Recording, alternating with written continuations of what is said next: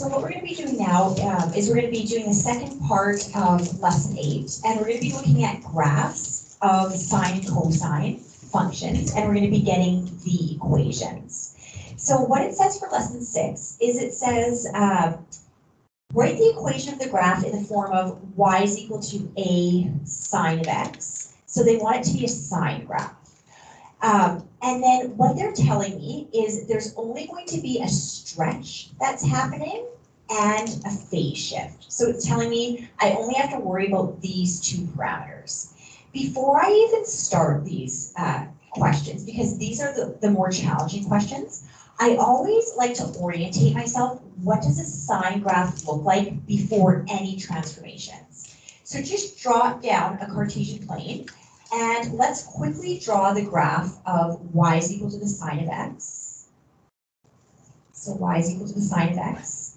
Remember that a sine graph, it always starts at the midline, and it goes up.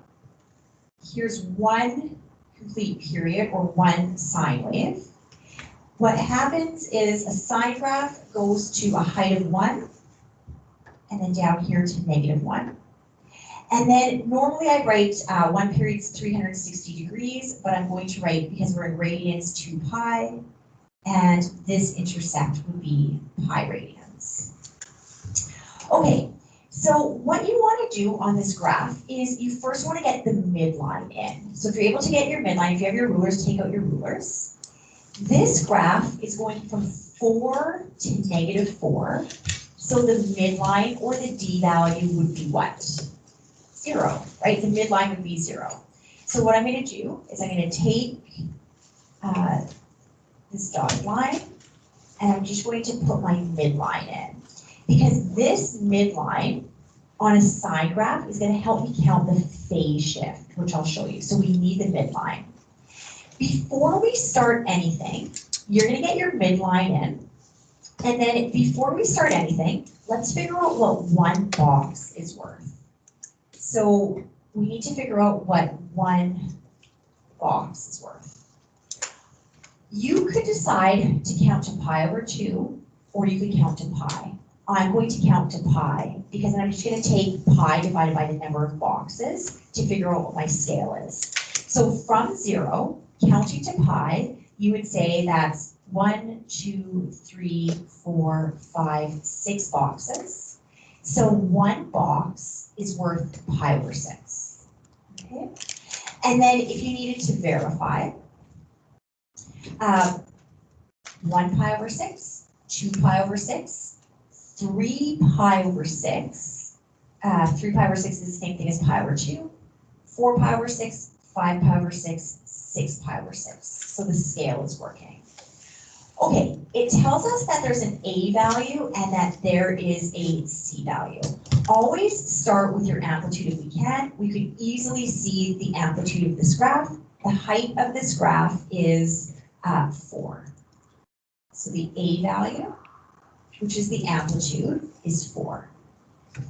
So now I know in this equation, there's going to be a 4 there. Now I need to figure out what the phase shift is. So what I want to show you is I'm going to quickly sketch what the original sine graph looks like. So I'm just going to sketch this for you, and then I'm just going to move it over. Okay, so we know that transformations occur stretches first, reflections second, translations last. So my original graph, do you agree, would have been here at 0? And then what they did was they stretched it to 4, right? So I took care of the stretch. I stretched it to 4. So this red graph is my graph after I stretched it to 4. They tell me that A is greater than 0. Is there going to be a reflection if A is greater than 0? No, no reflection. I'm going to cancel that. Now I got to figure out the phase shift. So what I want you to just jot down, on a sine graph, the phase shift is counted from the midline. Counted from the midline. And you want to write that down because a cos graph, we're not going to count a phase shift from the midline. Cos graph is going to be from somewhere else. So here's the thing. My original graph after the stretch is right here. And then look at where it went. It went 1, 2 boxes to the right. But what is each box worth? Each box is pi over 6. So it went 1 pi over 6, 2 pi over 6 to land here. So if I take that original graph, this red guy, and I go 1 pi over 6, 2 pi over 6, I get to the transformed graph. So my C value is equal to 2 pi over 6. We want to reduce that. My C value is pi over 3. Now we know my A value and we know my C value. We could get the entire graph, right? So now the equation of this transform graph is y is equal to 4 sine, open bracket, x. Do you want me to write plus pi over 3 or minus pi over 3? Minus pi over 3, close that bracket and box that in. You are done. B and D, we are going to skip because B and D are going to be when A is less than 0. So I'll show you how to do this in a different lesson. Basically, what's going to happen is this A is going to become negative, and then I'll show you we have to count this a bit differently when A is less than 0. But for this video or this lesson, I will skip B and D. Okay, let's do C. So let's do C. Write the equation of this cos graph. Okay, so they tell me it's a cos graph. So again, I'm going to do the same thing, and I'm going to say, what does a cos graph look like? So draw yourself a Cartesian plane, and let's quickly illustrate y is equal to the cosine of x. And the cosine of x, remember the only difference is it starts at 1. Because I need to find what the cos wave will look like. So there's my cos graph. This is going to go down to -1. This here would be 2 pi. Let's see if my scale is different. So can you just count up for me what one box represents? Is it the same scale or a different scale? So count up how many boxes to get to pi and divide it by the number of boxes, and then that would be your scale factor. Adrian, what are you getting? Same. Yeah, so let me just double check. 1, 2, 3, 4, 5, 6. Yes. So one box is worth pi over 6.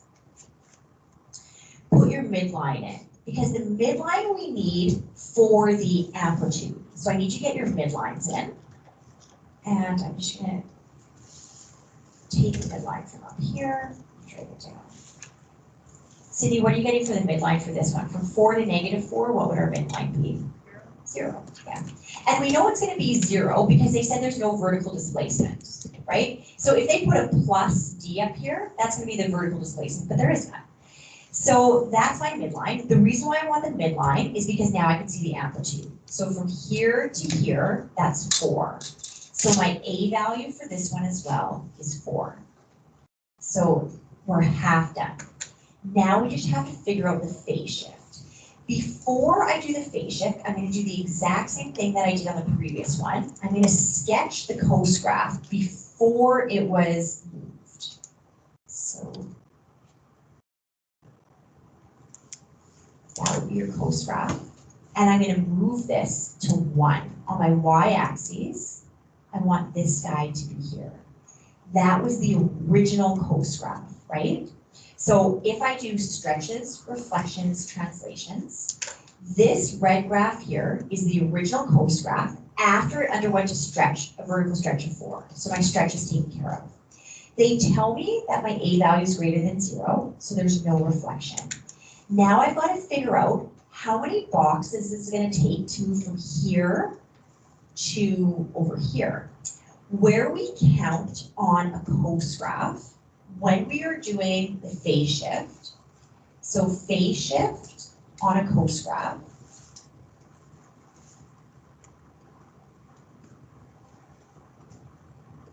you count from the peak to peak. So count from the peak. So if it was a sine graph, we find the midline and then we count over.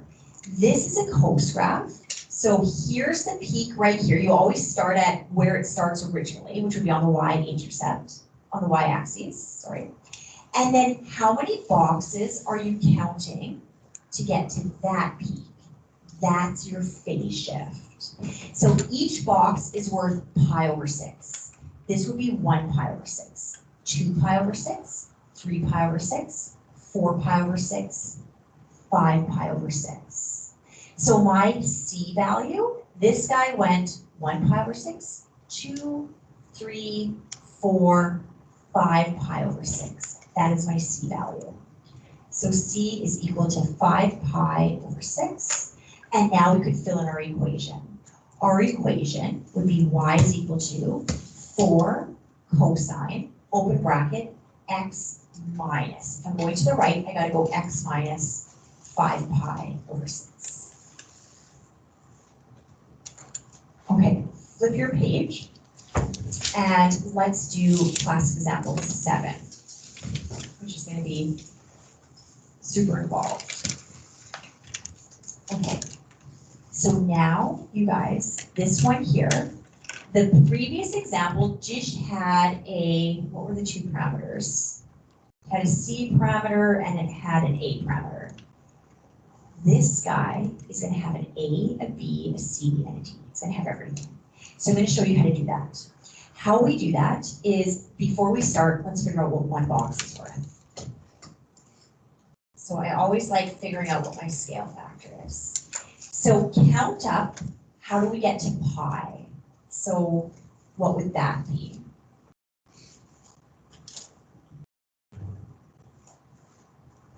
So Cole, what would one box be worth?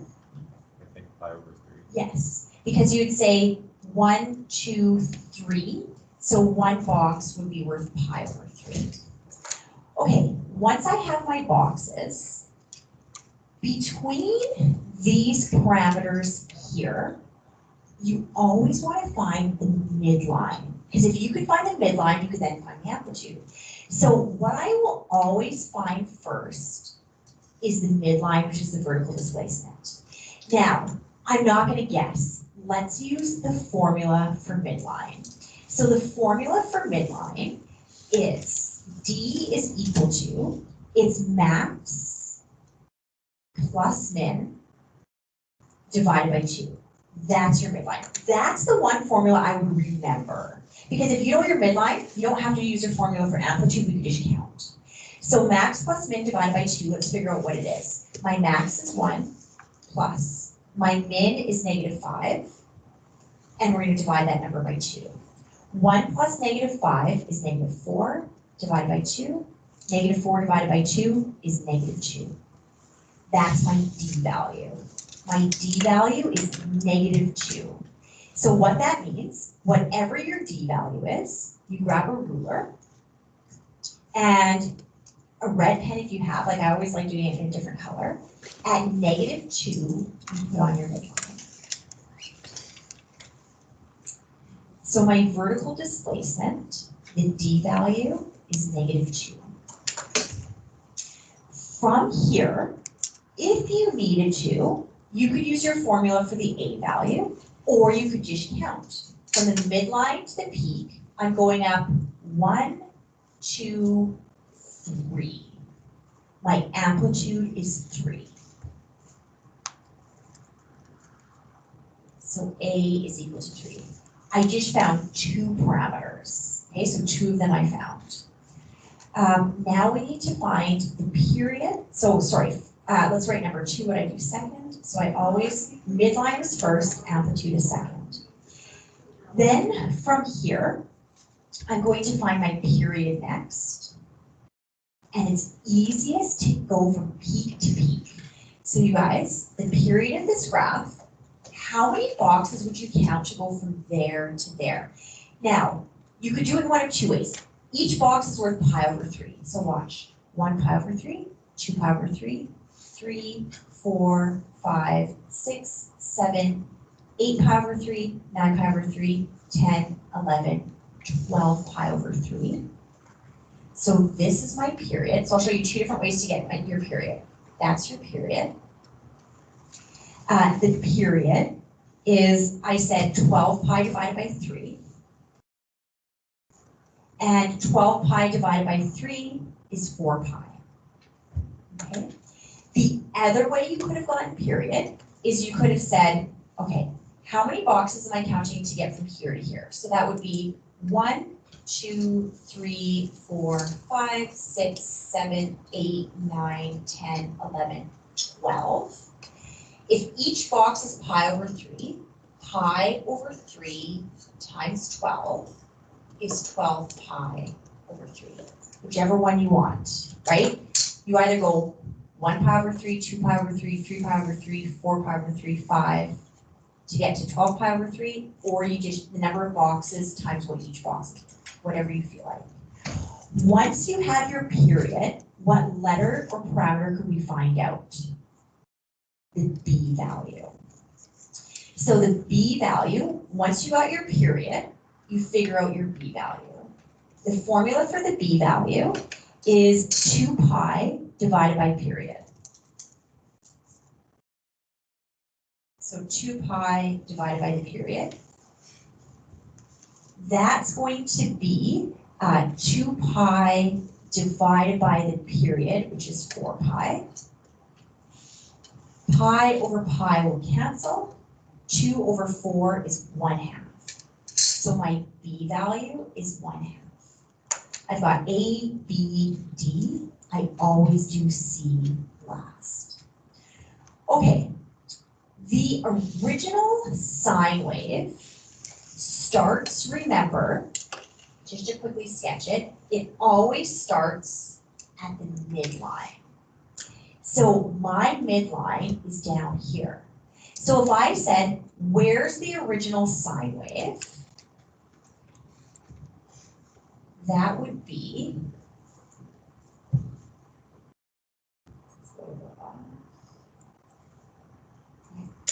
so the original sine wave was really over here. Remember sine, I say always count from the midline.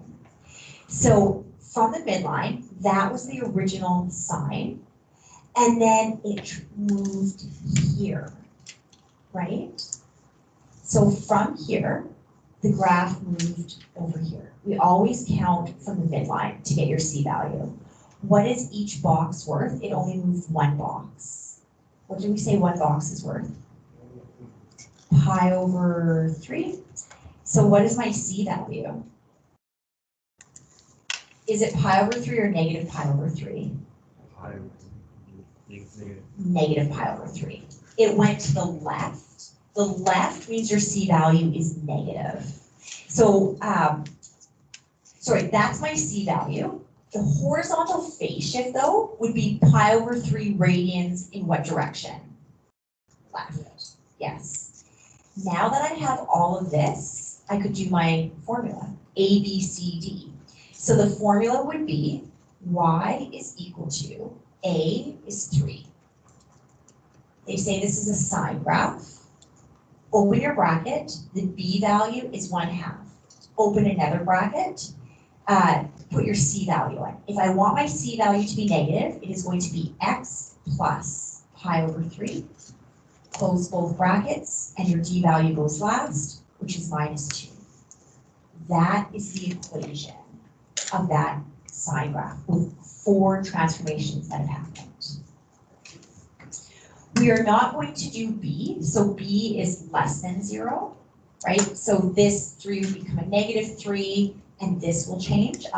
You guys will be tested on a is greater than 0. Let's do c. Okay, so let's do c. This is a cosine graph, so it tells me that it's a cosine. So we're going to do the same thing. We figure out what one box is worth. One box, AJ is worth what? Pi over 3. Pi over 3. 1, 2, 3 boxes to get to pi, so divide that by 3. One box is worth pi over 3. From there, you say to yourself, we gotta find the D value. I need to find that midline. The formula is max plus min divided by 2.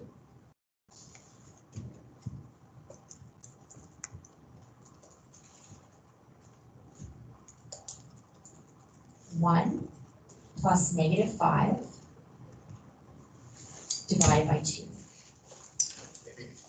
-4 divided by 2. The midline is at -2. So get your rulers and get a red line at the midline. So I just found one of my 4 parameters. From here, always get your amplitude next. And I'm not even gonna bother doing the formula for amplitude, like max minus min divided by 2, because I can just count, right? From -2, I go 1, 2, 3. So the amplitude is the same as above, so is the midline. So my amplitude is 3. Okay, the period, peak to peak. It should be the same period, but check by counting, like make sure you understand that, right? So if you're going from here to here, that's how you calculate the period of your graph. And you have to say to yourself, well, how many boxes am I going? So from here, you're traveling 1, 2, 3, 4, 5, 6, 7, 10, 11, 12. So if each box is pi over 3 times that by 12, the period is going to be 12 pi divided by 3. 12 divided by 3 is 4 pi. Once you have your period, and you figure out what that is, go right into your B. What's your B parameter? So you're gonna say, okay, B is 2 pi divided by the period, and the period is 4 pi. So 2 pi divided by 4 pi gives you pi and pi will cancel. 2 over 4 reduces to 1/2. So my B value is 1/2. Now we just gotta do the phase shift. Students always get A, B, and D right, and then C is the one that some students get right and some students have a hard time with. Okay, so I want you to picture this again, so I'll try to sketch it for you. Where does a coast graph start? On 1. Or sorry, not necessarily on 1, but yeah, at 1, but it starts on the y-axis at 1.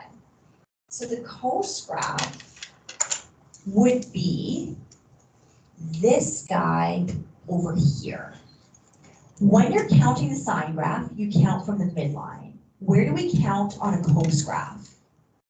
The peak. So it goes from here to here.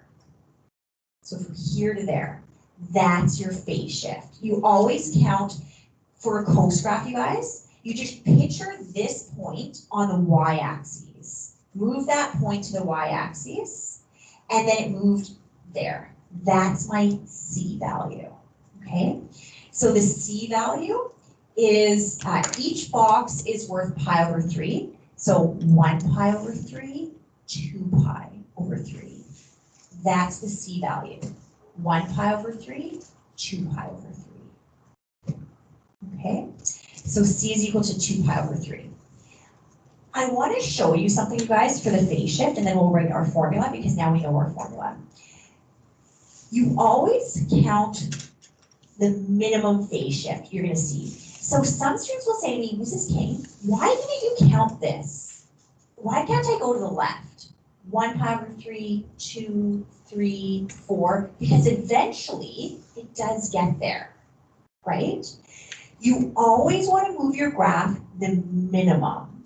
So in this example, from my y-axis, I could go 2 boxes to the right, or I could go, what would that be, 3, 6, 9, 10 boxes to the left. You would never choose 10 over 3 or over 2. Always do the minimum phase shift. Okay. So now with that, let's write our equation. Y is equal to A, which is 3. It's not a sine graph, this guy's going to be a coast graph. So 3 cosine My b value is 1/2. If I'm going to the right, it's going to be x minus 2 pi over 3. Close that bracket, plus your d value, which is -2. And that is your equation. So like this is the most that you need to know, right? If you can do this, you're good. Yes. If you don't put the square brackets, does that make a question? No. Like I think in your book we saw in one of the questions, that when you have 2 brackets by convention, you should put the outer one in the square. But it's the same thing if this was rounded. Like I couldn't deduct marks for that. The diploma wouldn't deduct marks. All right, let's do the last question. I really like this question because this question here is a theory question. If students understand the theory of this, they understand this stuff.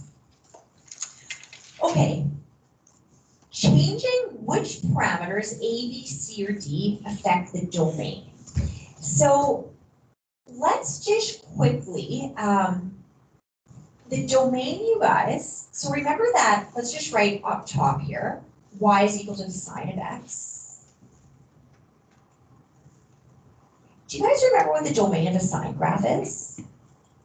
It goes forever to the right and forever to the left. So if I change the height or the x-intercepts, do any of these change the domain? No. So the domain is XER.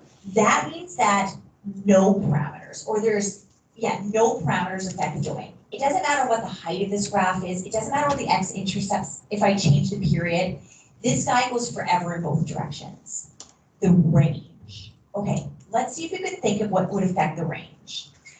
If I change this to a 5, we now know that this is going from a 1 to a 5. Everybody agrees. So the A parameter definitely affects the range. There's one more parameter that affects the range. D. Yeah. And here's why. If I gave you y is equal to sine of x plus 3, watch what the range of this would be. What's my midline? What's the midline? 3. 1, 2, 3. This goes, what's my amplitude? 1. So this is going to go up to 4 and down to 2. So yes, the D value absolutely affects the range as well. Okay, this one's nice and simple. Which parameter affects the amplitude? The A. Which parameter affects the period? The B. The zeros is a little bit tricky. Okay, does anybody know what the zeros are? So remember like this guy. So Kelly, what's 1? What's 1 that's going to affect the zeros? The C value, right? If I transform this to the left, or this guy to the left or to the right, changes my zeros. C parameter. Anybody want to tell me a different parameter? The D parameter. That's the one that some people don't see. So the D parameter affects the zeros. Because if I have a +3, look at this. My zeros, there are no zeros. So the D parameter affects the zeros. And what's the last one? B, the period. Yeah, if you guys look here, most people, students, will say, okay, what's next to the X? The B and the C.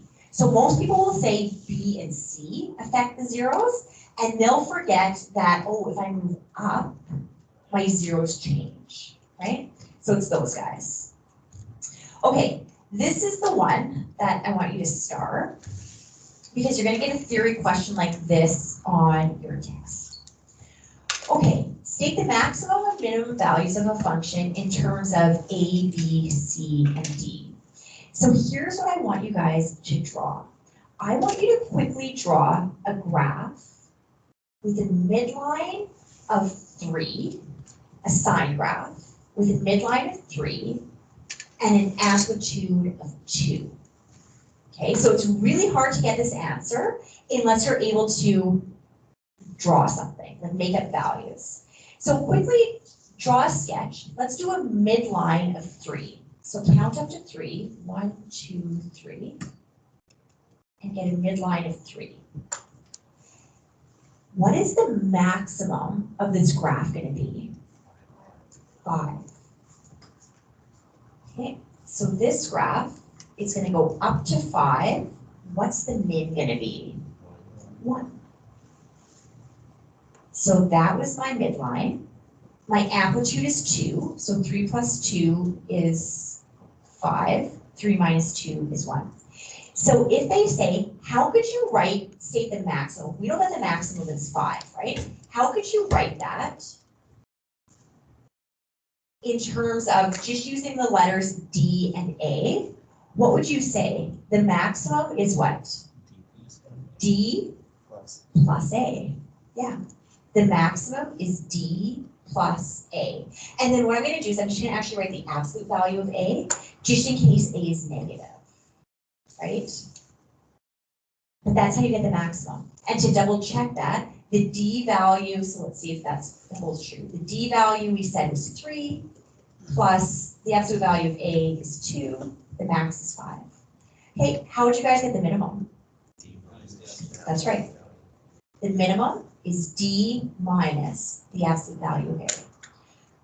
Really hard to do this question unless you actually draw something, pick numbers, and then you can figure it out. Okay, yes, Kelly. Just C and D not matter. C and D does not matter. Yeah, because Kelly, C, if you look up here, C moves this graph to the left or to the right. Does that affect the max or min? No. So C does not affect the max or min. And then the B affects the period. So it might expand this or bring it in. Doesn't affect the max or min. Okay? Determine the range of this function. I can't do this unless I sketch this, right? So to sketch this really, and you guys, I don't care about the phase shift, right? Because phase shift doesn't matter for range. What matters is my D value, or my midline is -4. So draw yourself a Cartesian plane and put a midline of -4 in there. So -1, 2, 3, 4. From there, what's the other number I need in order to do the range? The A value, that guy there. A is equal to 3. That's going to tell me that it's going to start here. I don't care about my B value, and I don't care about my X or my phase shift, when I'm just doing range, right? I do not care about this. So I've got to go up 3, 1, 2, 3. So I got to go up to there. And then I got to go down 3. 3. And I got to go down to here. Now I should be able to get my range, right? So my maximum value is -1. And my minimum value, is it -7? -7. Oh, and I'll show you. Okay, so here's our range. Remember, if we're doing an interval notation, you put the biggest number here. No, where does biggest go? Left or right? Right. What's the biggest number? -1. -7. Y is less than or equal to -1, greater than or equal to -7. Okay. Now, let's check these two numbers based on this. Yes? Could you do that question using mapping? You could. Yes. And we're going to do a question later on with mapping. Yep. Let's check this, though. My max, I thought, was -1. So does it work if I use that formula that we came up with here? D plus A. D plus A. Let's check. D is -4 plus A. A is 3. Is my maximum -1? Yes. Let's check this, the minimum. So the minimum is D minus A. D was -4 minus A, which is 3. That would be -7. I prefer to draw it out rather than remember this. I just prefer to sketch it. Here is your homework. So I think I already told you 1 and 2. You're basically doing up to 12 now. I want you to circle number 3 though. For number 3, I only want you to do where A is greater than 0. Don't do any reflection, because you're only gonna be tested on A is greater than 0. So for number 3, only for any of these questions when A is greater than 0. Also the I. Yeah, cross out the I.